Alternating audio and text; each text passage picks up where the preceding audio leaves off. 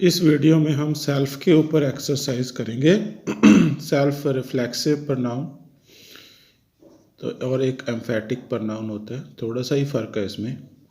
Uses of self as reflexive और emphatic, एक तो ये हो गया, ठीक है।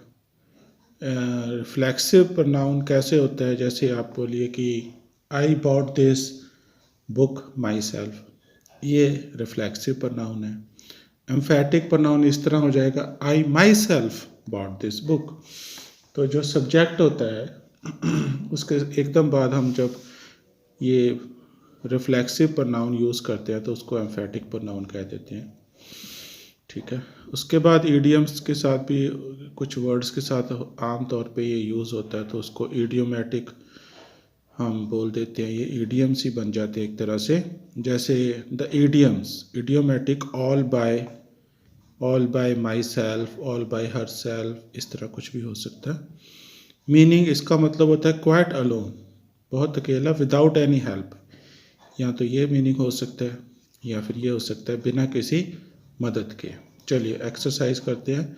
Fill in the blanks, fill in the blank spaces with possessive और सेल्फ फॉर्म। तो कहीं हमें पोजेसिव फॉर्म भी यूज़ करनी पड़ सकती है। दैट्स नॉट, क्या आ सकता है, that's not yours, okay, that's not yours, यहाँ it's mine, I bought it myself, तो ये ठीक है। तो यहाँ आएगा yours, that's not yours, it's mine, I bought it myself, okay. It was given to me by the queen herself,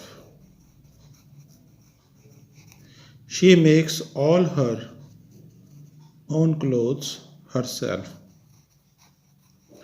वो सारे कपड़े अपने खुद ही बनाती है। She makes all her own clothes her self.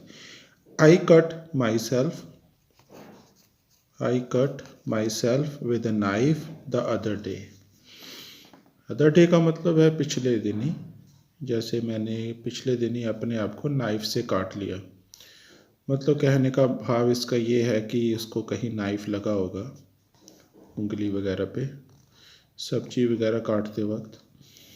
It's dash, they bought it themselves, it's theirs आना चाहिए ना, दे लगा यहाँ। इट्स देयर्स, ये चीज़ उनकी है। दे बॉट इट themselves, उन्होंने खुद खरीदी है। We enjoyed ourselves very much at the air show, ourselves आएगा भी, हमने एयर शो में बहुत इन्जॉय किया। She has made herself very unpopular, उसने अपने आप को वेरी अनपॉपुलर कर दिया। I don't think he will be able to manage by, ही लगा हुआ है तो हिमसेल्फ।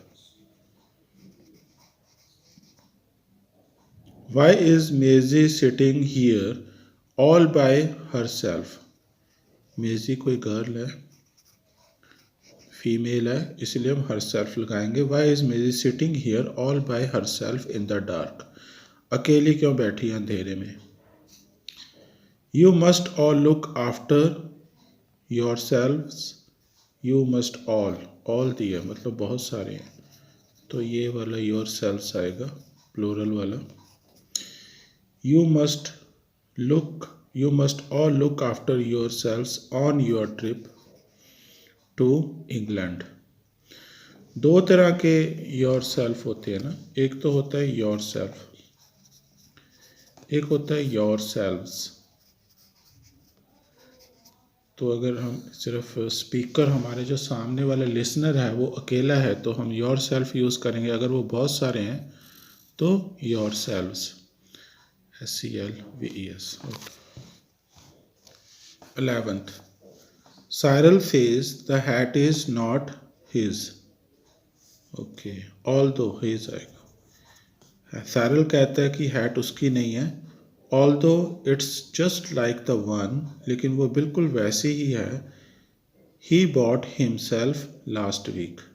यहाँ पे हिमसेल्फ आएगा, इधर लिख रहा हूँ। One must remember to behave oneself, one के साथ वन सेल्फ भी होते हैं, ये वाले वर्ड भी होते हैं, one self.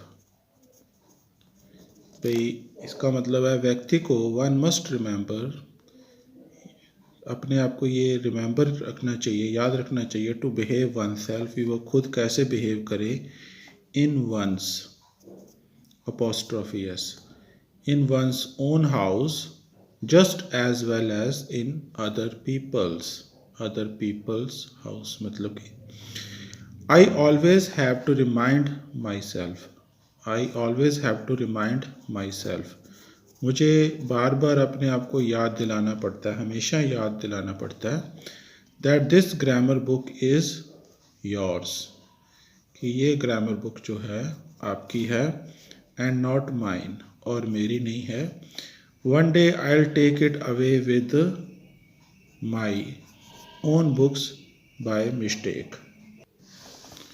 Have we got to do all it by ourselves, ourselves आएगा यहाँ पे, have we got to do all it by ourselves, क्या हमें खुद ही करना पड़ेगा।